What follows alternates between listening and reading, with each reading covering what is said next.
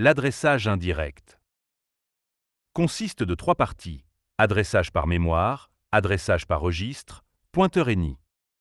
On commence par l'adressage indirect par mémoire. Les pointeurs 16 bits sont utilisés pour adresser des temporisations, compteurs ou blocs de données. Prenons cet exemple. On veut ouvrir le DB numéro 53. On commence par charger le nombre 53 dans l'accumulateur 1, transférer la valeur 53 vers MW60. MW60 agit comme un pointeur 16 bits, stockant un entier non signé. Dans ce cas, l'instruction AUF utilise la valeur de MW60 pour ouvrir le DB correspondant. Ici, comme MW60 égale 53, la commande équivaut à AUF DB53. Voici un autre exemple utilisant une temporisation. On veut activer le temporisateur 3 à 5 secondes. On commence par charger le nombre 3 dans l'accumulateur 1, transférer la valeur 3 vers MW60. Charger une durée de 5 secondes. Dans ce cas, l'instruction SS utilise la valeur de MW60 pour setter le temporisateur correspondant. Ici, comme MW60 égale 3, la commande équivaut à SS T3. La même chose avec les compteurs. Si on veut activer le compteur Z8, on charge le numéro et le transférer vers une mémoire mot comme MW60. Ici, comme MW60 égale 8, la commande équivaut à ZV Z8. Passons maintenant au pointeur 32 bits. L'adresse de l'opérande accédé est interprétée comme format de pointeur 32 bits. Dans ce double mot, les bits de poids faible, bit 0 jusqu'à bit 2, sont interprétés comme adresse de bits. Et les 16 bits suivants, bit 3 jusqu'à bit 18, comme adresse d'octet de l'opérande accédé. Les bits 19 jusqu'à 31 ne sont pas utilisés lors de l'adressage indirect en mémoire. Les constantes de pointeur 32 bits peuvent être chargées dans l'accumulateur 1 à l'aide de la syntaxe suivante. Ce qui signifie L, P22.5. Exemple. On veut charger le contenu de l'entrée EW12. On commence par charger le pointeur de 32 bits, P12.0 dans l'accumulateur 1. Transférer vers une mémoire double MD30. MD30 agit comme un pointeur 32 bits. Dans ce cas, on a utilisé le pointeur MD30 pour accéder à l'entrée correspondante. Ici, comme MD30 égale P12.0, la commande équivaut à L, EW12. On veut écrire la valeur réelle, 5, dans DB1 à l'adre 8.0.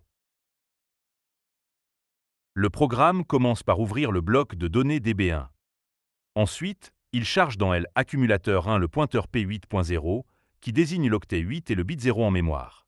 Cette adresse est transférée vers le double mot MD30, servant de référence pour un accès indirect. Puis, le programme charge la valeur 5.0 dans accumulateur 1.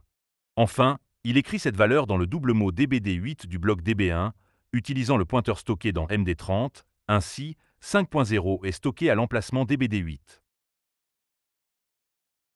L'adressage indirect par registre. L'adressage indirect par registre permet d'accéder aux données en utilisant deux registres spéciaux, AR1 ou AR2. Il existe deux types, intrazone et interzone. Contrairement à l'adressage par mémoire, il est plus rapide et optimise le traitement des données en réduisant l'utilisation de la mémoire. Le pointeur intrazone. Le pointeur intrazone est composé de les bits 0 à 18 servent à spécifier une adresse précise, les bits 3 à 18 définissent l'adresse d'octet dans la zone mémoire, et les bits 0 à 2 permettent de préciser l'adresse du bit dans cet octet. Les bits 19 à 30 ne sont pas évalués dans ce mode. Le bit 31 est fixé à 0, indiquant qu'il s'agit d'un adressage intrazone. Dans notre exemple, l'objectif est d'adresser MW120. Pour cela, on charge AR1 avec P20.0, ce qui signifie qu'il pointe sur l'octet 20. Ensuite, on y ajoute un décalage de 100.0, ce qui nous amène à l'adresse 120.0. La syntaxe AR1,P100.0 qui indique qu'on ajoute 100 à l'adresse contenue dans AR1. Le pointeur interzone. La structure de l'interzone est similaire à celle de l'intrazone, la seule différence est l'indication de zone, qui définit la nature des données adressées. Voici l'indication de zone qui définit la nature des données adressées, comme les entrées, sorties, mémontaux ou registres DB. Dans notre exemple, l'objectif est d'adresser MW120 en utilisant l'interzone. Pour cela, on charge AR1 avec P M20.0, ce qui signifie qu'il pointe sur l'octet 20 dans la zone mémoire spécifiée. Ensuite, on y ajoute un décalage de 100.0, ce qui nous amène à l'adresse 120.0 dans la même zone. La syntaxe AR1,P 100.0 indique qu'on ajoute 100 à l'adresse contenue dans AR1. Les fonctions de chargement permettent d'écrire de nouvelles valeurs dans les registres d'adresse. ARX, tel que x égale 1 ou 2, permet de charger le contenu de l'accumulateur 1 dans les registres 1 ou 2. ARX, charger contenu d'opérande dans ARX. ARX, P, opérande, charger l'adresse de l'opérande dans ARX. On peut charger dans un registre, un autre registre. Une donnée dans un DB, ou une variable, qu'il s'agisse d'une variable globale ou temporaire. Il est également possible de charger directement des pointeurs à des opérandes de pointeurs dans les registres d'adresse à l'aide de cette instruction.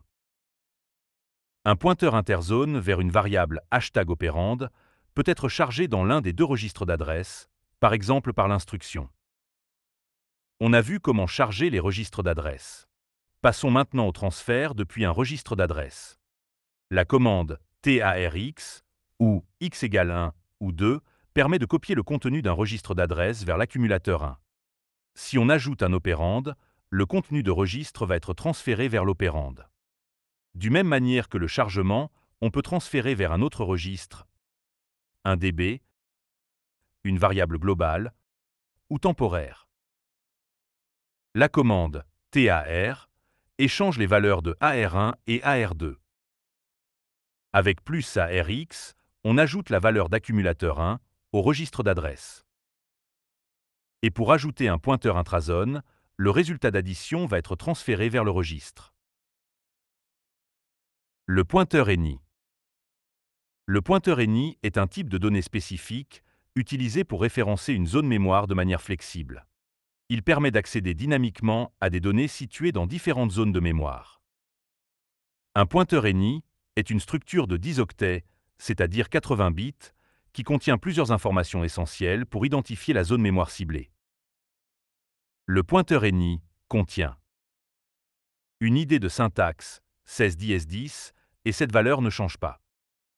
Type de données indique le type des données pointées. Facteur de répétition, nombre d'éléments du type spécifié à traiter. Numéro du DB, si les données sont stockées dans un datablock. Sinon, 0. Pointeur de zone, adresse exacte des données dans la mémoire. Pour évaluer un pointeur ENI, la première étape consiste à charger son adresse dans le registre AR1.